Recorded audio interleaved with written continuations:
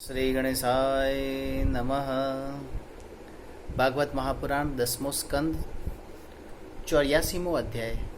વસુદેવજીનો યજ્ઞોત્સવ.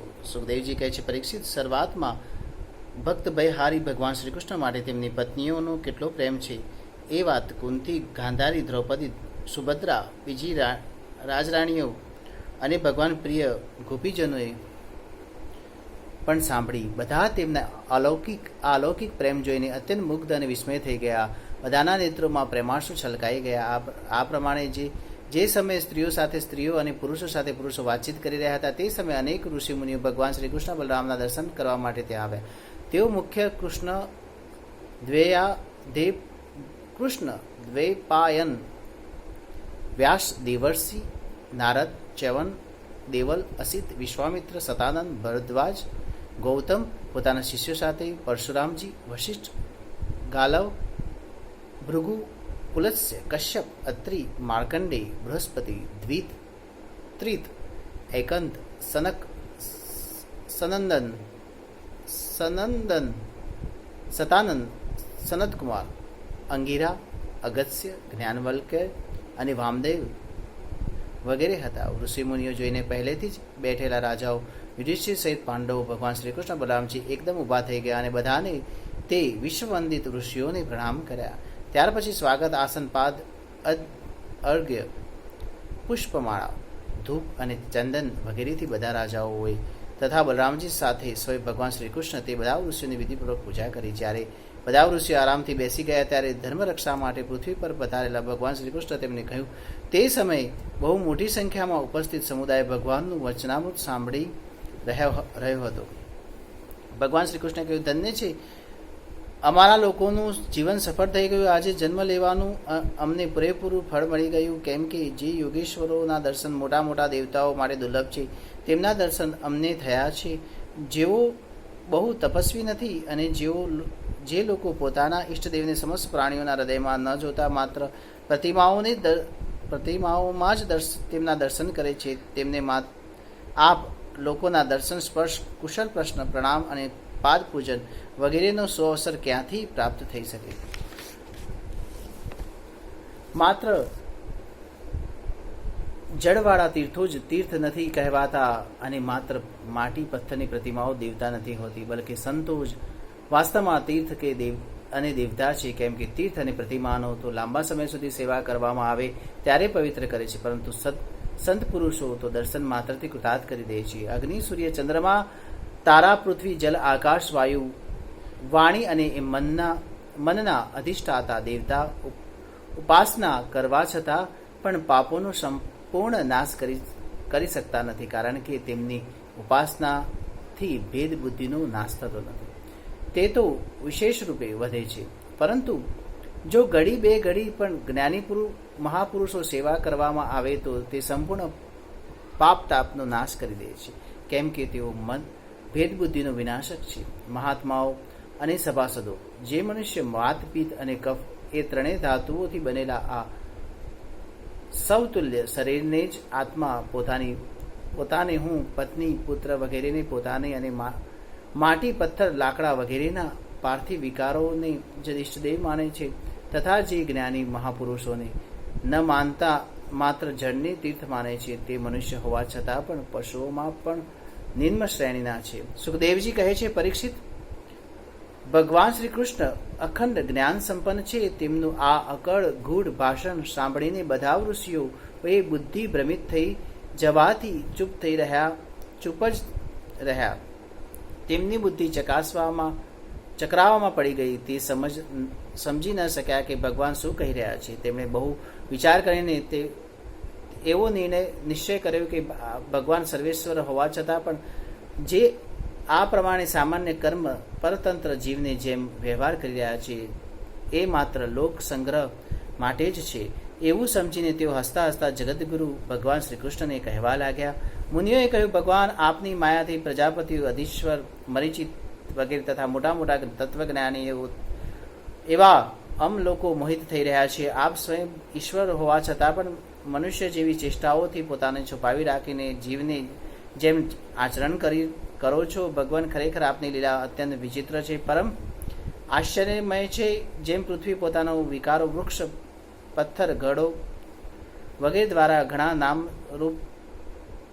નામરૂપ ગ્રહણ કરે છે, વાસ્તવમાં તે એક જ છે. તે જ પ્રમાણે આપ એક જ છો અને ક્રિયારહિત હોવા છતાં પણ અનેક રૂપ ધારણ કરી લો છો અને સ્વયં પોતાના દ્વારા જ આ જગતની રચના, રક્ષા અને સંહાર કરો છો.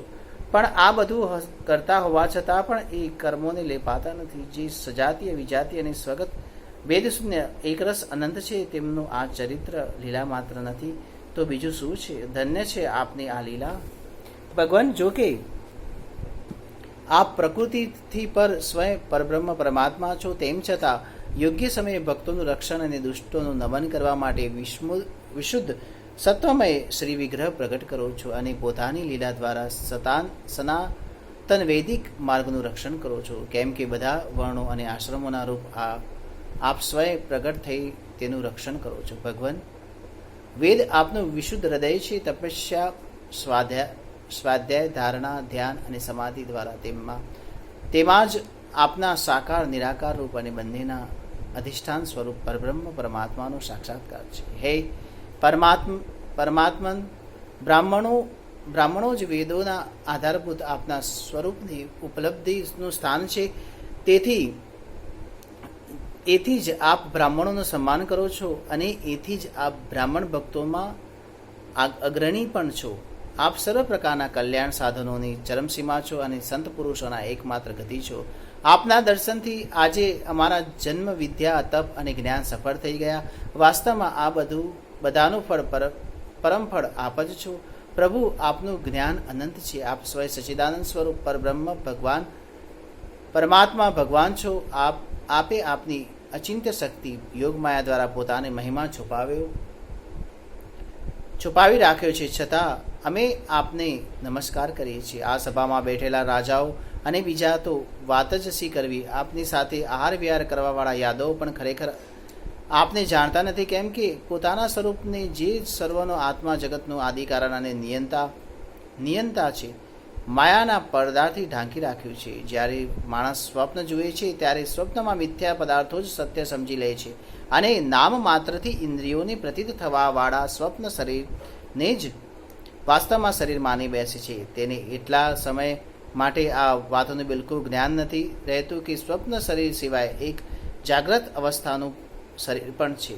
બરાબર એ જ પ્રમાણે જાગ્રત અવસ્થામાં પણ ઇન્દ્રિયોના પ્રવૃત્તિરૂપ માયાથી ચિત્ત મોહિત થઈને નામ માત્રથી વિષયમાં ભટકવા લાગે છે. તે સમય પણ ચિત્ત બ્રહ્મથી વિવેક શક્તિ ઢંકાઈ જાય છે.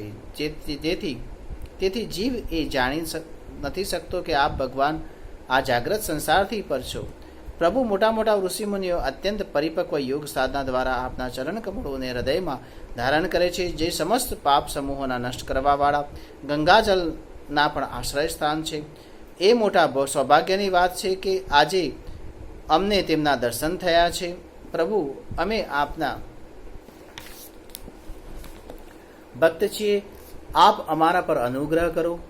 કારણ કે ઉત્કૃષ્ટ ભક્તિને કારણે તેમના કર્મ વાસના નષ્ટ થઈ ગઈ છે તેવા ભક્ત પુરુષોને આપની ગતિને પામે છે. શ્રી સુખદેવજી કહે છે, રાજશ્રી ભગવાન આ પ્રમાણે સ્તુતિ કરીને તેમની રાજા ધૃતરાષ્ટ્રની તથા ધૃતરાષ્ટ્ર યુધિષ્ઠિરની અનુમતિ લઈને તે લોકો પોતપોતાના આશ્રમમાં જવાનો વિચાર કર્યો. આ પરમ યશસ્વી વસુદેવ તેમનો જવાનો વિચાર જોઈને તેમની પાસે આવ્યા અને તેને પ્રણામ કરીને ચરણ પકડીને બહુ નમ્રતાપૂર્વક નિવેદન કરવા લાગ્યા. વસુદેવે કહ્યું, ઋષિઓ, આપ લોકો સર્વદેવ સ્વરૂપ છો. હું આપને સર્વને નમસ્કાર કરું છું. આપ કૃપા કરીને મારી એક પ્રાર્થના સાંભળી લો.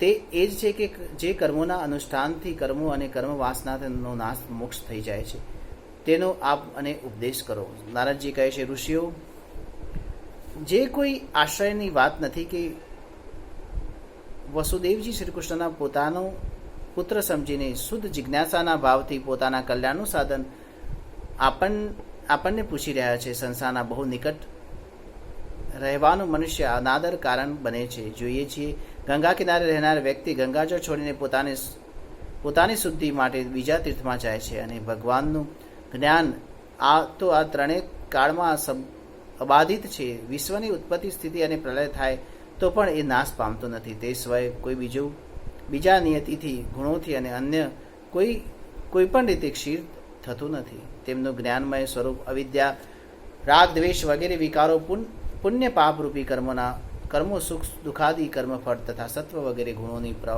પ્રવાહથી ખંડિત નથી. તેઓ સ્વયં અદ્વિતીય પરમાત્મા છે. જ્યારે તેઓ પોતાની શક્તિઓ, પ્રાણ વગેરેથી ઢાંકી લે છે ત્યારે અજ્ઞાની લોકો એવું સમજે છે કે તેઓ ઢંકાઈ ગયા છે. જેમ વાદળો, ધુમ્મસ અથવા ગ્રહણ દ્વારા પોતાની આંખો ઢંકાઈ જવાથી સૂર્યને ઢંકાઈ ગયેલા માની લે છે તેમ. પરીક્ષિત, ત્યાર પછી ઋષિઓએ ભગવાન શ્રી કૃષ્ણને, બલરામજી અને અન્ય રાજાઓ સાથે વસુદેવજીને સંબોધીને કહ્યું, કર્મો દ્વારા કર્મ વાસનાઓ અને કર્મફળોની આત્યંતિક નાશ કરવાનો સર્વશ્રેષ્ઠ ઉપાય એ છે કે યજ્ઞ વગેરે દ્વારા સમસ્ત યજ્ઞોના અધિપતિ ભગવાન વિષ્ણુની શ્રદ્ધાપૂર્વક આરાધના કરો. 84મો અધ્યાય ભાગ 1 સમાપ્ત. શ્રી કૃષ્ણ કનૈયા લાલ કી જય. ઓમ નમો ભગવતે વાસુદેવાય. જય શ્રી કૃષ્ણ.